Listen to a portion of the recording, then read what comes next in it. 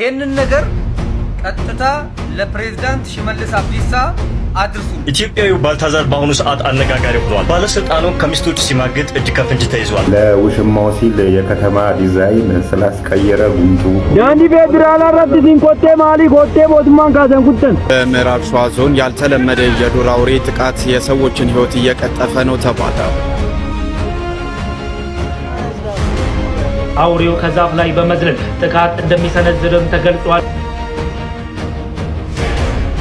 ደም ከመጠጠ በኋላ ሬሳቸውን ትቶ እንደሚሄድም ተገልጿል። እዛ አካባቢ ነዋሪዎችም ልጆቻቸውን ወደ ትምህርት ቤትና ወደ እረኝነት ለመላክ ተቸግረናል ያሉ ሲሆን ሰላም ጤና በሰንደውቃችሁልኝ በአዲስ ቪዲዮ ተመልሼ መጣሁ። በዚህ ቪዲዮ የምንመለከተው እንግዲህ ኢትዮጵያዊው ባልታዛር በኦሮሚያ ክልል የሚል ነገር የተሰማ ነው የሚገኘው። ምን የተፈጠረው ባለስልጣኑ ምን ስላደረገ የመከሰስ መብቱ ተነሳ፣ እንደዚህ ደግሞ የወጣበት ቪዲዮ ምንድነው የብልግና ቪዲዮ የሚለው ነገር የማስመለከታችሁ ነው የሚሆነው። እንደዚሁ ደግሞ ኦሮሚያ ክልል አንድ አውሬ አዲስ አውሬ መጥቶ እንግዲህ ህዝቡን የጨረሰ ይገኛል። ትምህርት ቤትም እንግዲህ እንደዘጋም እየሰማን ነው የምንገኘው። በዚህ የተነሳ እሱንም እንመለከተዋለን። የኦሮሚያ ክልል ምንሻዎችም እንግዲህ ህዝቡ ላይ የሚያደርሱት ነገር እስቲ የተላከልኝ ቪዲዮ አለ፣ እሱን የማስመለከታችሁ ነው የሚሆነው።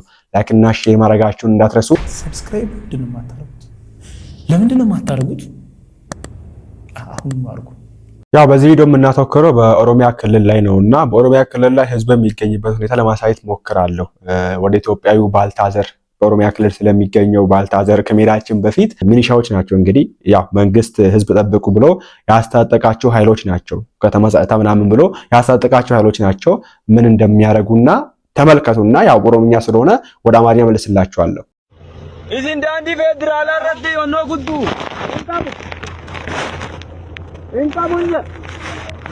እንካቡ አደራ ሴራኑ ጉንዱራ ሶካ ንጉንዱራ ሶካ ዳንዲ ፌደራል አራዲ ሲን ኮቴ ማሊ ኮቴ ቦትማን ካዘን ኩተን እንኩ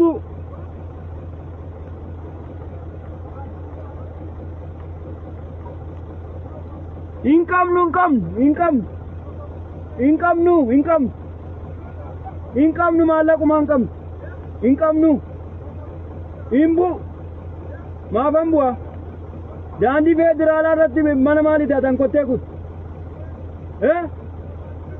እነዚህ የምትመለከቷቸው እንግዲህ መሬት ላይ ታጥቆ የሚገኙት ሚኒሻዎች ናቸው። ታጣቂ አይደለም። ጫካ ውስጥ የሚገኘው ደግሞ ኦነግሻ ነው ደግሞ ፋኖ አይደለም፣ ሚኒሻ ነው፣ የመንግስት አካል ነው። መኪና ውስጥ የሚገኙ ደግሞ አሉና ምን እያሏቸው ነው? ብር አምጡ ነው እያሏቸው የሚገኙት። መንገድ ላይ አስቁሟቸው ማታ ብር አምጡ ነው እያሏቸው የሚገኙት። ቀን ላይ አይወጡ፣ ማታ ይወጣሉ። ምን ያደርጋሉ? ብር አምጡ ብለው የኮቴ ይቀበላሉ። ይሄን ነገር መንግስት ይቅር ብሎ አስቀርቷል፣ እኛ እስከምናውቅበት ድረስ። ኦኬ መንግስት አትስጡ ብሏል። መንግስት ያስታጠቃቸው ሚኒሻዎች ደግሞ ይሄን ብር ሳሰጡ አታልፉም ብለው ከፈለጉ ይደበድቡሃል፣ ከፈለጉ መኪናውን አስቁመው እንዳታልፍ ያደርጉሃል፣ ከፈለጉ እዛው ጋር ገለው ጥለው ይሄዱ ይችላሉ። ከዛ ታጣቂ ኃይል ገደለው ይባላል፣ በቃ ይረሳ ማለት ነው። ይሄ ነው የሆነ የሚገኘው። በተለይ በኦሮሚያ ክልል ነው ይሄ ነገር በጣም የበዛው ወደዛ አካባቢ ስለሆነ ነውና ሁሉም አይመለከትም። ይሄን ነገር መንግስት እንዴት ነው የሚመለከተው? ኦኬ የኦሮሚያ ክልል ፕሬዝዳንት አቶ ሽመልስ አብዲሳ ምንድነው ስራዎት? እንዲያው ይሄ ብቻ አይደለም ባይዘው ከኢትዮጵያ ባልታዛር ጋር የሚገናኝ ነገር ስላለም ነው ከዚህ ይሄን ነገር ማስመለከታችሁና ይሄ ብቻ አይደለም ባይዘው ቤት ለቤት የሚደረግ ብዝበዛ በራሱ አለ በኦሮሚያ ክልል እግዚአብሔር በሚያውቀውና ተመልከቱ እስቲ። ይሄ ቤት ለቤት እየዞራችሁ ገንዘብ አንጡ እያላችሁ ህዝቡን የምታስቸግሩ የቀበሌ ሰዎች ይሄንን ነገራችሁን ትተዋላችሁ ወይስ አትተውም? አንደኛ ይሄንን ነገር ቀጥታ ለፕሬዝዳንት ሽመልስ አብዲሳ አድርሱልን። እየዞራችሁ ቤት ለቤት የእንትን አንጣ፣ የሚሊሻ አንጣ፣ የቡሳ ጎኖፋ አንጣ፣ የቀይ መስቀል አምጣ፣ የስፖርት አምጣ፣ የማህበር አምጣ ምትሉ እናንተ በየቦታው ስልጣናችሁን ለማስረዘም እድሜያችሁን ለማስረዘም ህዝብን የምታስቸግሩ ሰው እናንተን ገና ሲያይ ይሮጣል፣ በቃ ይሻል። በቀደም ዕለት አንዱ ቤቱን ሱቁን ዘግቶ ሲሮጥ እኔ ደግሞ እሳት ተነሳ ብዬ እሳት አረጋጋ ለመደወል ምንድነው ስለው ቀበሌዎች መጡ ይለኛል። እረ እግዚኦ ማረነ ክርስቶስ። ይሄ በቃ ሙድ ይነፋን ይሁን አባ ሰው አታማሩ። ሰው እናንተን ሲያይ መንገድ እየቀየረ መሮጥ። ከዛ ደግሞ ታስፈራራላችሁ። ትከፍላለህ ወይ አትከፍልም? ማትከፍል ከሆነ እኛም በምንመጣበት ምንመጣው ምን ልታረጉን ነው? ሁሉም እኮ ድሃ ላይ ይበረታል መቼስ አይደል? ታስፈራራላችሁ። ምን አሁንስ ቢሆን እኮ ምን ሞተናል እኮ ምን የሞተን ሰው ምን ልታረጉ ነው? እናንተ ባለ ጊዜ ናችሁ መቼም። አንድ ላይ ኦሮሞ ተጨፍልቆ ባለ ጊዜ ይባላል። እኔም እኮ አሁን እኮ ባለ ጊዜ እኮ ነው የምባለው አይደለ? ለስሙ ከእናንተ የተሻልኩኝ ኦሮሞ ነኝ። እኔማ መቼም ባለ ጊዜ ይባላለሁ ከእናንተ ጋር። ወይ መንግስት ካልሆነ ለእኔም ቀበሌ ውስጥ የሆነ ስራ ነገር ፈልግልኝ። በቃ እኔም ሸቀል ላርግ። እኔ ተሰቃየን እኮ ጎበዝ። በቃ እንደው ተው፣ በቃ እረፉ። በቃ ቀበሌ ውስጥ ያላችሁ ተረጋጉ ትንሽ እና በቃ እንደው ገንዘብ ሰው እንዲሁ ዘይት መግዣ የለንም እኮ እኛ። እኔ አሁን ዘይት መግዣ የለኝም ለምሳሌ። እንደውም የዘይት ራሱ ጎድሎብኝ አሁን እሱን ልሞላ ልወጣ በትበትልን ነው። ወንድማችን እግዚአብሔር ይስጥልን። የምሬቱን ነው የሚናገረው። በሰውት የወለደው ንግግር ነው እና የሚያደርገው በዘባጋችን ላይ በጣም እነዚህ ነገር ማድረግ ሪስክ አለው ያውቀዋል እሱ ራሱ።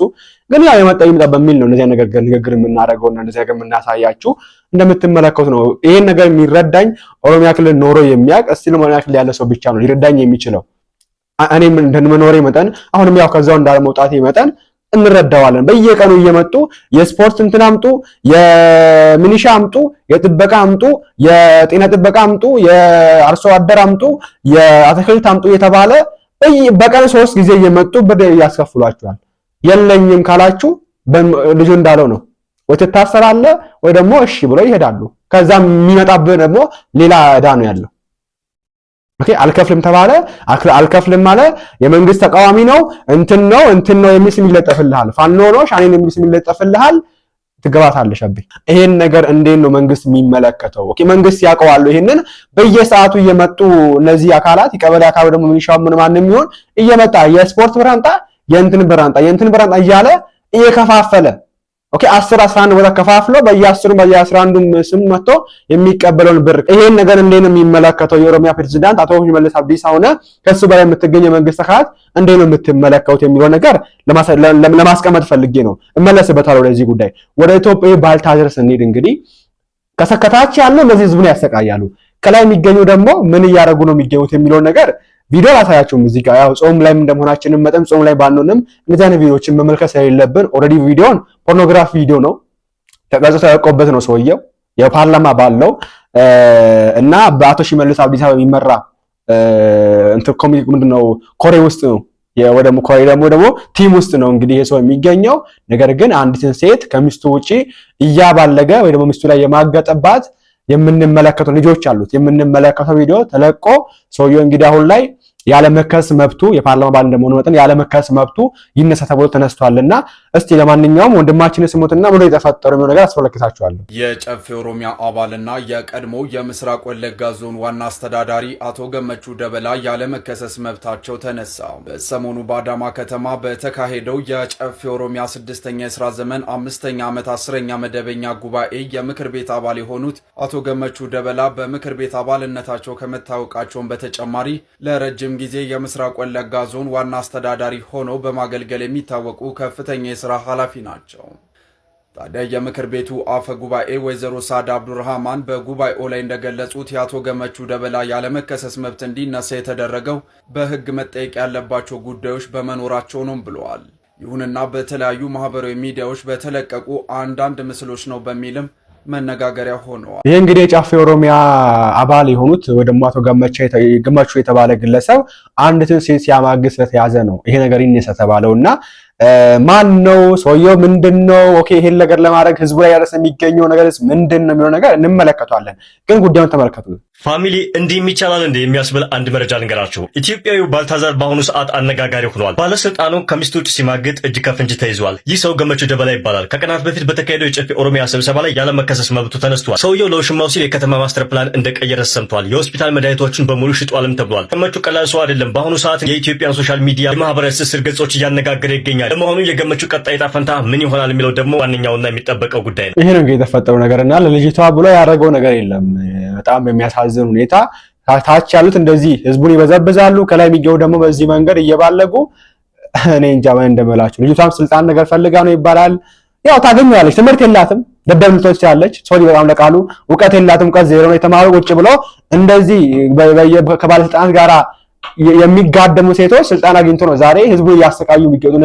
ይሄ ፋክቱ ባይዘው አሁን የምንናገረው ስለመረረን ነው ለመናገር ተናግረን ሪስክ እንዳለው እናውቀዋለን። ነገር ግን ምሬታችንን እንናገርና ይመጣው ይምታ በሚል ነውና እነዚህ ከባለስልጣን ጋር የሚጋደሙ ናቸው። ምን የሚያገኙት ስልጣን የሚያገኙት ቦታ አግኝተው ወንበር አግኝተው ህዝቡን የሚያሰቃዩት ከገቡ በኋላ ለምን የገቡበት ዋና ዓላማ አላቸው። ገንዘብ ነው፣ እሱን ለማግኘት ነው እንጂ ህዝቡን ለማገልገል አይደለም። ወደዛ የሚገቡ ጋር ከጀመሩ እውቀት የላቸውም ህዝቡን የማገልገል እና እቺ እንግዲህ ስልጣን ፍለጋ ወደዚህ እንደገባች ነው የተነገረ የሚገኘውና ይሄ ግለሰብ ማን ነው? ምንስ አድርጓል? ጥፋቱስ ምንድነው? ነገር ባጭሩ ላስመልክታችሁ። በ9 ወር የ40 ዓመት ደሞዙን ስላገኘው ጀብራሪ ለውሽማው ሲል የከተማ ዲዛይን ስላስቀየረ ጉምቱ የሆስፒታል መድኃኒቶችን ጥርቃረው ስለሸጠው ባለስልጣን እያልኩ ስነግራችሁ ግማሹ ምርጥ ደራሲ የጻፈው ድርሰት ነው የሚመስለው። ዛሬ ሌላ ልጨምርላችሁ። በቅርብ ሰኞ ዕለት የተከሰተውን ነገር የኢኳቶሪያል ጊኒው ባልታዛር ኢባንግ ጎንጎን ታውቁታላችሁ? ኢትዮጵያዊውን ባልታዛር ኢባንግ ጎንጎን ልነግራችሁ ነው ዛሬ። ጨፌ ኦሮሚያ፣ ጨፌ ማለት የፓርላማ ማለት ነው፣ የክልሉ ፓርላማ። ጨፌ ኦሮሚያ የአቶ ገመቺስ ደበላን ያለመከሰስ መብት ለማንሳት ሰኞ ዕለት ተሰብስቦ ነበር። የሚያውቁ ያውቁታል። ምክንያቱን አቶ ገመቹ ደበላ የሚነሳበት ምክንያት የሚያውቁ ያውቁታል። የማያውቁ ሰዎች ለምንድን ነው ያለመከሰስ መብቱ የሚነሳው ሲሏት እሱ በሰራው ሷፈር የህብረተሰቡን ሞራልና ዲሲፕሊን ያልጠበቀ እኮ የህብረተሰቡን ሞራልና ዲሲፕሊን ያልጠበቀ አቶ ገመቹ ደበላ የሰሩ ስራ ምንድነው ሲሏት እኛንም አይመጥንም፣ ፓርላማውን አይመጥንም፣ ህብረተሰቡን አይመጥንም እንጂ የሚያስፈራ ሌላ ቃል እንኳን ሌላ ሰው ሊያወራው እንኳን የሚያፍርበትን ስራ የሚሰሩ ሰዎች ናቸው የሚመሩኝ። እኔ ነግርልሻለሁ። እንትናት አቶ ገመቹ ደበላ እንግዲህ ጨፌ ኦሮሚያ አባል ነው፣ ያለመከሰስ መብት ያለው ቢሮ ውስጥ ከመሰሎቹ ጋር የባልታዛር ኢባንግ ጎንጎ ስራ ሲሰራ በተለያዩ ቦታዎች ቢሮ ብቻ ሳይሆን በተለያዩ ቦታዎች ባልታዛርን ወክሎ እየተንቀሳቀሰ ባለበት ሁኔታ እየተቀረጸ እየቀረጹ ሶሻል ሚዲያ ላይ ለቀውታል። እዚህ ጋር ያረጋቸውን ነገሮች ብለቃቸው ኮሚኒቲ ጋይድላይንን አልፋለሁና አቶ ገመቹ ደበላ ያለመከሰስ መብታቸው የተነሳው በዚህ ጉዳይ ነው። እሳቸውን ስንመርጥኛ የዋጋ ንረቱን ይቀንሱልናል፣ የኑሮ ውድነቱን ይቀንሱልናል፣ አንዳንድ ነገሮች ያስተካክሉናል ብለን ነው። እሳቸው ከቢጤያቸው ላይ በሰጠናቸው ቢሮ ጋር ሲሳረሩ ተይዘው ነው እንግዲህ እኔ ያላፍርልሽም እና በዚህ ምክንያት ነው ያለመከሰስ መብቱ ተነስቶ በፖሊስ እየተፈለገ ያለው አቶ ገመቹ ደበላ። እንደምትሰሙት ነው እንግዲህ ይሄ ያለው ነገርና በጣም ይሄ ሰውዬ እንግዲህ ልጅ አለው፣ ልጆች አሉት፣ ሚስት አለችው። ልጅቷ ከሱ በታች ናት፣ በጣም ትንሽ ናት ልጅቷ፣ ህፃን ናት። እሱ ደግሞ በጣም ትልቅ ሰው ነው። መንግስት ህዝብን አገልግል ብሎ የሾመው ሰው ነው። ተምሯል፣ እውቀት አለው፣ ይችላል ህዝብን ማገልገል ብሎ ያስቀመጠው ሰው ነው። እሱ ግን በዚህ መንገድ ይሄ በቪዲዮ ስለወጣበት ነው የምንፈርድበት። እንግዲህ ይሄ ለዚህ መፍረድ አይደለም፣ ይሄ መፍረድ ሳይሆን መብታችንን መጠየቅ ነው። አትፍረድ ማና አንተ ምናምን ነገር እኛስ ምንድነው የምትሉ ሰዎች ካላችሁ ማለት ነው። አይገናኝም። እኔ ኃጢአተኛ ሆንኩኝ ማለት ኃጢአተኛን ሰው ኃጢአት አትስራ ማለት የለብኝም ማለት አይደለም። ሱስ ውስጥ የሚገኝ ሰው ሲጋራ የሚያጨስ ሰው በለና እንደምሳሌ ሳነሳ ነው። ሲጋራ ያጨሳል ራሱ፣ ግን ቤተክርስቲያኑ ሲጋራ ሲጨስ ከተመለከተ ዝም ይላል አይልም። በቃ እሱ ያጨሳል ግን አይልም። እዛ ሲጋ ዝምና እንደዛ ተመልከቱ ነገር ይሁን። ይሄ በግለሰብ እንግዲህ ቀደም እንዳልኳችሁ ነው መንግስት ህዝብን ጠብቅ ምናምን ብሎ ሾሞ ሰው ነው። እሱ ግን የህዝብን ገንዘብ በዚህ መንገድ እየበዘበዘ ስልጣን ለመስጠት ከፈለገ ሲጋራ እየተጋደመ ያለ ግለሰብ ነውና በጣም ነው ያሳዝነው። የኦሮሚያ ፕሬዝዳንት አቶ ሽመልስ አብዲሳ ምን እንደሚሉ እንግዲህ እግዚአብሔር ይወቀው፣ በሳቸው ነው የሚመሩትና ወንድማችን ኬኩን እንስማና ወደ ኦሮሚያ ክልል ስላለው እንስሳ እንመለስ እስቲ። እናንተን መንግስት አገልግሉ ብሎ በየቦታው ያስቀምጣቸዋል። እናንተ ውሃ ልማትም ያላችሁ ውሃ የለም፣ መብራት ያላችሁም ምንም አሰሩ፣ መብራት የለንም። ቴሌም እንደዛው ነው። ማዘጋጃ ብትሄድ ማንም አያስተናግድህም። ትዝናናለህ እዚህ ህዝብ ላይ። ከዚህ ህዝብ ልክ እንዳልወጣ ባለጉዳይ ስታይ እንዲህ ትገላምጣለህ። በተለይማ ቀበሌ ምናምን ያላችሁማ በቃ ትልቅ ስልጣን ላይ እኮ ነው። በነገራችን ላይ እኔ ቀበሌ ሂድ ከምትሉኝ ፕሬዝዳንት ጽሕፈት ቤት ሽመልስ ጋር ብሄድ በደንብ ነው የሚያስተናግዱ። ሽመልስ አብዲሳ ጋር እኮ ሄጄ እኔ በአንድ ቀን ተገልግዬ እወጣለሁ። እላይ ያሉት ያው ይሄ ጠቅላይ አቃቢ ሕግ ምናምን ብትሄድ ወዲያውኑ በቃ መስተንግዶ አየር ላይ ነው ፍሬንድ። እዚህ ቀበሌ ወረዳ ምናምን ሰማ ያናግራል እንደዚህ ያያል። የአባቱ ቤት የገባህ ይመስል የአባቱ ቤት አይደለም ፍሬንድ። ቀይ አባ ከየቲሚት የወጀት ይሰርና ነው ጀት ማሰራ ከሆነ ለቀተነስ ኮተት ህዝብ እንደዚህ ምናምን ተገላምጣለ እንዴ? ህዝብ ነው እኮ ያስቀመጠ። ህዝብ በሚከፍል ገንዘብ እኮ ነው በሚከፍለው ግብር እኮ ነው ደሞዝ እኮ የሚከፈልክ ኮተታ። ከዚህ በርለ እንደወጣው ጠብር ግፍ ብለህ ነው ህዝብን ማስተናገድ ያለብህ። ቦታውን ልቀቅ። በሙስና ምናምን ተቀጥረህ አይደለ እንዴ? ስንት ቦታ ሄደህ እጅ መንሻ ሰጥተህ አይደለ እንዴ? ያቺኑን በላገኘው ህዝብ ላይ እንጂ ምናምን ትጀነናለህ፣ እንጂ ምናምን ትላለህ። ያሳደገክ ህዝብ ላይ ያበላ ህዝብ ላይ በተለይ እዚህ መንደር ላይ ያላችሁ ምናምን ቄቄ ላይ ያላችሁ ባለ ስልጣናት ማሰሩ ከሆነ በቃ ተነሱ። መንግስትን ማታሰድብ። ለነገሩ ምን ዕውቀት ያለው ሰው የለ እዛ። የተማረማ ገፍቶ ያባርራሉ። ዲግሪ ማስትሬት ፒኤችዲ ያለው እዛ ጋር እኮ የለም እኮ። ልቅምቃሚ ነው ያለው እንዳለ። ሆጅተንታና ሴራውን ጀዳ የወንታኒ በቃቺ። በጣም የምንመለከተው እንግዲህ ሰሞኑን ኦሮሚያ ክልል በጣም የታመሰች ነው የምትገኘው። ይሄም እንግዲህ አንድ እንስሳ ምንት ያልታወቀ እንስሳ እንግዲህ ህዝቡን እየረበሸ ይገኛል። እኔ በራሴ የማውቀው የቅርብ ሰው ይነገረኝ ትምህርት ቤት ከተዘጋ 2 ወር አልፏል በዚህ እንስሳ የተነሳ ማለት ነውና ስሙት እስቲ። በምዕራብ ሸዋ ዞን ያልተለመደ የዱር አውሬ ጥቃት የሰዎችን ህይወት እየቀጠፈ ነው ተባለ።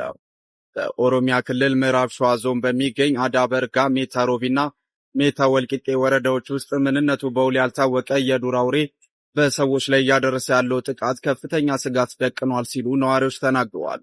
አውሬው ነብር የሚመስል መጠኑ ግን እስከ ጥጃ የሚደርስና የተለያዩ ቀለም ጥቁር፣ ቀይና ዳለቻ ቡራቡሬ ያለው መሆኑም ተነግሯል። አውሬው ሰዎችን አንቆ በመያዝ ደም በመምጠጥ እንደሚገድልም ተናግረዋል። በአዳበርጋ ወረዳ ብቻ እስካሁን የ7 ሰዎች ህይወት ማለፉ የተገለጸ ሲሆን በተለይ ህፃናትና ራሳቸውን መከላከል የማይችሉ ወገኖች ዋነኛ ሰለባ ሆነዋልም ተብሏል። ነዋሪዎቹ ልጆቻቸውን ወደ ትምህርት ቤትና ወደ እረኝነት ለመላክም ተቸግረዋል። አውሬው ከዛፍ ላይ በመዝለል ጥቃት እንደሚሰነዝርም ተገልጿል። ወረዳው አመራሮች ለማህበረሰቡ ጥንቃቄ ማስጠንቀቂያ የሚያስተላልፉ ሲሆን የዞኑ ኮሚኒኬሽን መስሪያ ቤት እስካሁን ከወረዳው የቀረበ የድጋፍ ጥያቄ አለመኖሩን የገለጸም ሲሆን የክልሉ የዱር እንስሳት ጥበቃ ስለ ጉዳዩ መረጃ እንደሌለው ጠቅሶ ዶቼ ቬሌ ዘግቧል። በኢትዮጵያ አንድ ምንነቱ ያልታወቀ አውሬ የሰዎችን ነፍስ እየቀጠፈ እንደሆነም ተሰምቷል። በኦሮሚያ ክልል ምዕራብ ሸዋ ዞን በሚገኙ ወረዳዎች ውስጥ ምንነቱ በውል ያልታወቀ የዱር አውሬ በሰዎች ላይ እያደረሰ ያለው ጥቃት ከፍተኛ ስጋት ደቅኗል ሲሉ ነዋሪዎች መናገራቸውን ተከትሎ በአሁኑ ሰዓት እጅግ እያነጋገረም ይገኛል። አውሬው ነብር የሚመስል መጠኑ ግን እስከ ጥጃ የሚደርስና የተለያየ ቀለም ማለትም ጥቁር፣ ቀይና ዳለቻ ቡራቡሬ ያለው መሆኑ የተገለጸ ሲሆን አውሬው ደም ከመጠጠ በኋላ ሬሳቸውን ትቶ እንደሚሄድም ተገልጿል። እዛ አካባቢ ነዋሪዎችም ልጆቻቸውን ወደ ትምህርት ቤትና ወደ እረኝነት ለመላክ ተቸግረናል ያሉ ሲሆን አውሬው ከዛፍ ላይ በመዝለል ጥቃት እንደሚሰነዝርም ተገልጿል። የወረዳው አመራሮች ለማህበረሰብ ጥንቃቄ ማስጠንቀቂያ አስተላልፏል የተባለ ሲሆን ሆኖም ግን የዞኑ ኮሚኒኬሽን ቀረበ የድጋፍ ጥያቄ ያለመኖሩን የገለጹ ሲሆን የዱር እንስሳት ጥበቃ ስለ ጉዳዩ መረጃ እንዳሌለው ጠቅሶ ዶቼ ቬሌ መዘገቡንም ተመልክቻለሁ። ለማንኛውም ዘገባቸውን አዳምጡት። አስተያየታቸውን ለዶቼ ቬለ የሰጡ የምዕራብ ሸዋ ዞን አዳበርጋ ወረዳ ኢሉሾቦሬ ቀበሌ ነዋሪ አዲስ ያሉት የዱር አውሬው በአካባቢው ላይ አሁን በእጅጉ የሚያሰጋና የሚያነጋግር ርዕስ ሆኗል ይላሉ። አቶ ታደሰ ጆቴ የሚባሉት አስተያየት ሰጪው የአካባቢው ነዋሪ እንደ ነብር አንገት አንቆ የሚገድለው ይህ አዲስ አውሬ ከዚህ በፊት የሚታወቅ አልነበረም ይላሉ። ሰው የሚገድል አዲስ አውሬ ነው የመጣብን። አንዴ ዘሎ ማጅራትን በመያዝ ደም መጦ ነው ገድሎ የሚጥለ። የአውሬ ጥቃት ከታየ ጥቂት ወራት ቢሆንም በርካታ ሰው በጥቃቱ ህይወቱን አጥተዋል። ጋትራ ነቤ፣ ብሻንዲሞ፣ ማሩ ጮበትና ሌሎች ቀበሌዎች ላይ በዚህ የዱር እንስሳት ጥቃት ሰዎች ሞተዋል። በተለይም ታዳጊ ህጻናት ነገር አምነን ወደ እረኝነት አናሰማራም። አሁን ትናንሽ ልጆችን ብቻቸውን ካገኘ አይምርም። በእርግጥ ትልቅ ሰው መንገድ እየሄደ ዘሎ ይዟቸው አንቆ ያውቃል። እስካሁን በአካባቢው ያልታየውና ገና ዘንድሮ ማየታቸውን የገለጹት ነብር መሳይ አውሬው የተለያዩ መልኮችም ያሉት መሆኑን ነው ነዋሪው የሚያነሱት። ቀለማቸው ዳለቻ፣ ጥቁር ቡራቡሬና ቀይ ቡራቡሬ ነገር ናቸው። የተለያየ መልክ ነው ያላቸው። ቢያንስ 3 አይነቶችን ነው እስካሁን ያስተዋልናቸው። አሁን በቀደም ቀበሌያችን ውስጥ ሰው ቤት ገብቶ አካባቢው ላይ የነበረ ሰው በሙሉ ተሰባስቦ ወጥተው ነው የገደልነው። 3ቱንም ቀለም ያላቸውን አይተናቸዋል። ወረዳው ማውቆ ግንዛቤ እየሰጠበት ነው። ሌላው አስተያየት ሰጪ የዚህ ወረዳ ማሩ ጨቦት ቀበሌ ነዋሪ የሆኑት አባወራ ናቸው። ስታየው ነብር ይመስላል፣ ግን ትልቅነቱ ጥጃ ነው የሚያክለው። ከነብር ከፍ ይላል። አንዱ 8 ወልዷል ተብሎ አሁን ማህበረሰቡ እንዳለ ወጥቶ ጫካ በማሰስ 3ቱን ገድለናል። እዚህ ጎረቤት እንዴት ያለ ታዳጊ ልጅ ተበልቷል። የጥምቀት ሰሞን ስጋ አይበሉም፣ ደም ጠጥቶ ነው የሚጥሉ። ትልልቅ ሰዎችም ተጠቅተዋል። አሁን በወረዳችን ብቻ በአዳ በርጋ ወረዳ ከተለያዩ ቀበሌዎች በዚህ አውሬ ጥቃት ህይወታቸው ያለፈ ሰው ወደ 7 ደርሷል። ህፃናት ብቻ ሳይሆን ትልልቅ ሰዎችም የዚህ አውሬ የጥቃት ሰለባ ናቸው የሚሉት አስተያየት ሰጪው የአካባቢው ነዋሪ ከሳምንታት በፊት ተከስቷል ያሉትንም እንዲህ አጋሩን።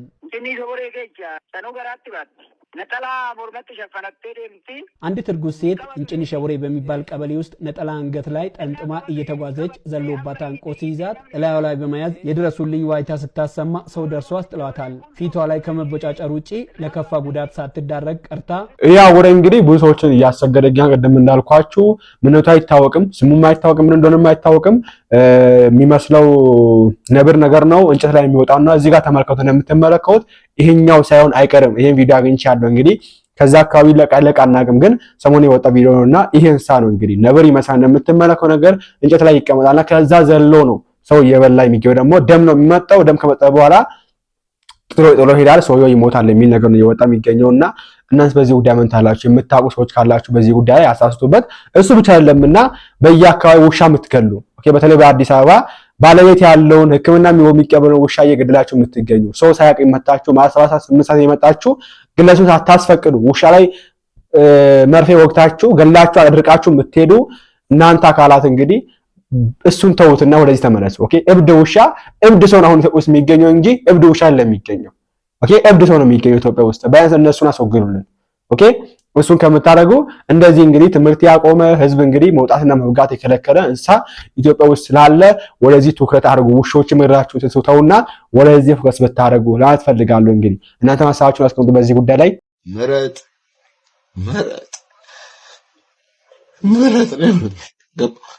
ምረጥ ከውሾች ምረጥ። ሁላችንም የምንመራው በህግ ነው፣ በአዋጅ ነው። ሀገሪቷ ላይ በጸደቀ አዋጅ ነው። እኔ እስከማውቀው ድረስ ያለው አዋጅ ማንም ሰው የቤት ውሻ የቤት እንስሳ ባለቤት የውሻ ባለቤት የመሆን መብት አለው። አዝሎንጋስ ውሾቹን አመታዊ ተገቢ የሆነውን ክትባታቸውና ሕክምናቸውን በተረጋገጠ የሕክምና ባለሙያ እስካስከተበ ድረስ ከቤት ወጥተው አደጋ እንዳያደርሱ እስከዘጋ ድረስ ማብላት ማጠጣት እስከቻለ ድረስ የሚለው አዋጅ ነው፣ ሁላችንም የምናውቀው። በዚህ ሰዓት ግን በየቤት ሰው ቤት እየተመጣ ይሄን ያክል የውሻ ቁጥር ነው ሊኖርህ የሚገባው። እኔ ጋር ያጋጠመኝን ነገር ብነግራችሁ መጡ። ምን ያህል ውሻ አለ? ይሄን ያክል ውሻ ያዙኝ። ምን አሉ? ምረጥ ነው ያሉኝ። የሰው ልጅ ይመርጣል። ያሳደጋችሁትን ውሾች በምን መስፈርት ልምረጥ? እሺ 10 ውሻ አለኝ፣ በምን መስፈርት ልምረጥ? ማንን ላድን? ማንን ግደለው ልበለው? ይሄ እኮ ቶርቸር ነው። መግደል እኮ ይቻላል። እኔን አስረህ እንደፈለክ የፈለክበት ወስደህ መግደል ትችላለህ ውሾቹን። እኔን የምታስመረኝ ቶርቸር ነው ይሄ። ናዚ ካምፖይ አሮን ነው እዛ ውስጥ እየተደረገ የነበረ ነገር ከሆነ አላቅም። ይሄ ቶርቸር ነው። እኔን ለማሳበር ነው ምረጥ የምትለኝ? ለምን መርጣለሁ? እድሜ ልኬን ከልጆቼ እኩል ከልጆቼ በላይ ያሳደግኳቸውን ውሾች ምረጥ። ለምንድን ነው በምን ልምረጥ? ማንን ላድን? ማንን ልግደል? 2 ምረጥ፣ 8 ግደል። 2 ምረጥ። ይሄን ያላችሁኝ ሰዎች ይሄን ምርጫ ግን ፈጣሪ እናንተ ላይ አያምጣባችሁ። በምትወዱት መሃል ምረጡ አትባሉ። እኔ ቅር እንዳልኳችሁ ፈጣሪ ቅር ይበላችሁ። ምረጥ ነው ያሉኝ። ከልጆቼ መሃል ምረጥ። ተገድጄ ምረጥ። ተገዳችሁ እንድትመርጡ አርጋችሁ ሞትም ቢሆን ራሱ መርጦ ሲመጣ ነው የእግዚአብሔር ጸጋ። እኔ መርጬ አላስገድልም። መመለስም አልችልም ይሄን ጥያቄ። እንደ ሰው በሰብአዊነት ደረጃ ግን መጠየቅ ያለበት ነገር አይደለም። የሰውን መንፈስ የሚያቆስል ህሊናን የሚያስት ነገር ነው ይሄ። ሰውን የሚያሳብር ነገር ነው ለኔ። ለሌላ ሰው እንዴት እንደሆነ ባላቅም ካለኝ ስሜት አንፃር እኔ አልመረጥኩም። መርጬ አይደለም ይሄን ውሻን ያስገደልኩት። አልመርጥም ብዬ ነው መርጠው የገደሉት። ከዛም አመሰግናለሁ። እኔስ በቀጣይ ቪዲዮ አዲስ ጉዳይ አለላችሁ ምቀርብ ነው የሚሆነው። ላይክ እና ሼር ማድረጋችሁን እንዳትረሱ። ለማንኛውም ይሄ ቪዲዮ ሪስክ እንደሆነ አውቃለሁ፣ ግን የሆነው ይሁንና በቀጣይ እንመለሳለን። ቸር ቆዩልኝ።